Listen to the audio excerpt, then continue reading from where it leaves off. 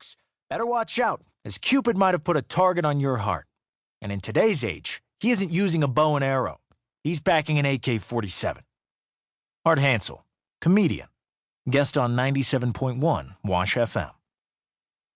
The weather in late February was crisp, almost cold in Washington, D.C. The crowd that waited had turned their collars up against the chill. Just then, a limousine rolled silently up to the curb and was immediately besieged by a swarm of reporters. Just like a bunch of piranhas, the woman inside thought, trying to get their teeth into me. Indeed, to the swarm, blood was in the water, and they were hungry.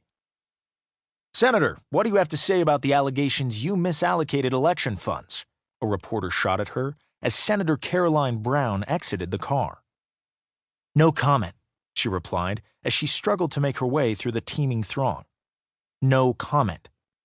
"Sorry guys, I cannot comment on the allegations at this time." While Senator Brown squeezed her way past reporter after reporter, cameras flashed and questions were shouted at her. Just a few more steps was all she concentrated on, and I can get inside and talk to Max about how to spin this.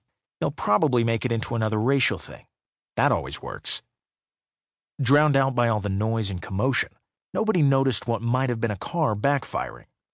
Even if they did, it wouldn't have bothered them, as the sound came from so far away, it wouldn't have been noticed in the traffic anyway.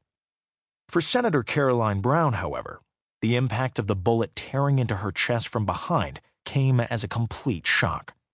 Crumpling to the ground, with a growing crimson stain spreading across her back, all she could think was, "What the fuck just happened?" Then the darkness came crashing in. Response was swift.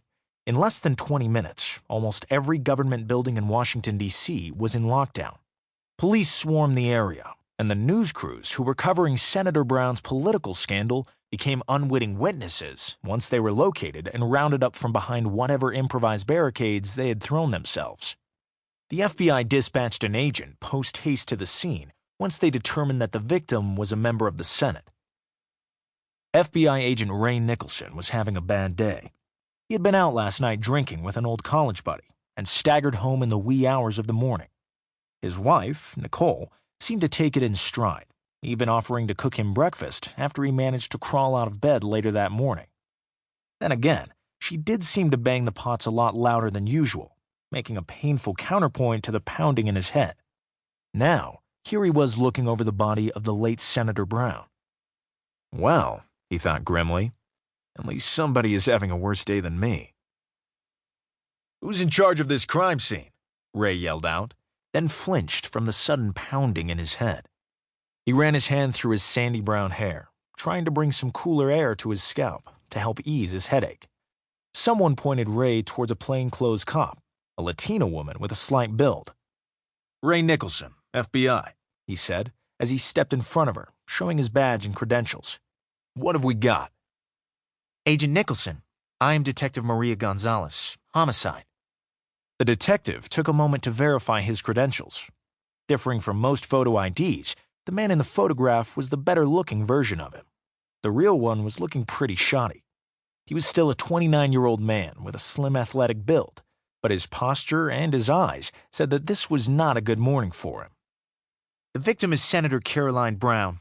She was shot apparently from long range, given that nobody heard any gunshots." Ray looked at her sharply upon hearing that. "You seriously expect me to believe that?" he scoffed. "This isn't Anacostia. Look around. We're in Spring Valley. Somebody had to have heard something." "Agent Nicholson, our victim was surrounded by over 20 news reporters at the time of the incident.